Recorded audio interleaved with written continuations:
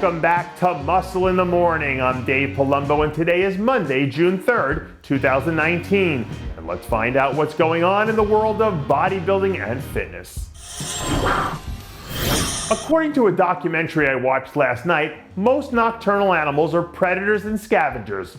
And I don't know which one of those two categories Ahmad Elsadany falls into. All I know is that I don't want to be anywhere near him when the sun goes down. Over the weekend, the 212 standout was spotted flexing for the camera in front of the magic mirror, where he looked bigger than I've ever seen him all year long. Even though he's an under-the-radar kind of guy, whenever he jumps into a show, Ahmad has a way of reminding people how talented he is. So I'd be on the lookout for him to make one more run before the end of the summer to see if he can manage to snag an Olympia qualification. I read a story yesterday about a guy in California who fought off a mountain lion with his bare hands. But I can promise you that that mountain lion would have had second thoughts before he tried to jump on a beast like Nathan the Asha. Way over there on the other side of the pond, the prophecy has been hard at work trying to fine-tune his efforts for this year's Olympia run, where some people think he has the potential to be a top 4 finisher. Pound for pound, Nathan's as talented as anyone in bodybuilding right now. And now that he's back on the hunt again, I have a feeling that everyone else out there is starting to look a lot like prey. I've been playing around with the idea of booking a week-long vacation on an all-inclusive resort lately. And the more I think about being able to get everything I want all in one package, the more appealing it starts to become. And that's exactly what Josh Lenartowicz is. He's like the all-inclusive resort of bodybuilding. Everything all in one package.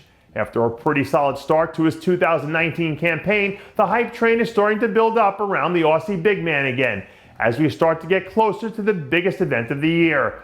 Josh was in full force a few weeks ago when he picked up that big win at the Big Man Classic, which to me signaled that he finally got his mojo back. But he needs to sharpen that mental blade even more if he wants to get back to being a top 6 guy by the time September rolls around. I know just about every kid on the planet right now is dreaming about summer-long vacations and trips to the beach. But if my gym teacher looked like bikini star Lauralie Chapados, I think about staying on for a few extra lessons. Over the weekend, the number 2 ranked bikini athlete on the planet was doling out insider knowledge during one of her latest glute sessions, which looks like they're starting to pick up now that she's got her eyes on the prize again. Even in a talent-rich division like bikini, someone like Lauralie still manages to stand out from the crowd. But this year it might take an even little bit of something extra if she has any shot at taking on the champ and knocking her off her throne. I always like the saying, there's a cost to be the boss. But based on the way he's been stacking up first place wins over the last few years, I'd say that Andrei Ferguson has more than enough in the bank to cover his costs.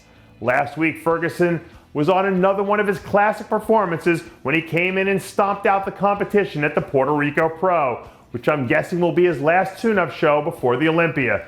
Ferguson is an interesting guy in the sense that he's been like the Peyton Manning of bodybuilding. He's been a historically great regular season guy that hasn't had that one Super Bowl victory he needs to cement his legacy. But the key word there is yet, because only he has the last say over how the final chapter is ultimately written. And that does it for yet another edition of Muscle in the Morning. I'm Dave Palumbo, reminding you to always be true to your passions, and make sure to follow us on Facebook, Twitter, and Instagram.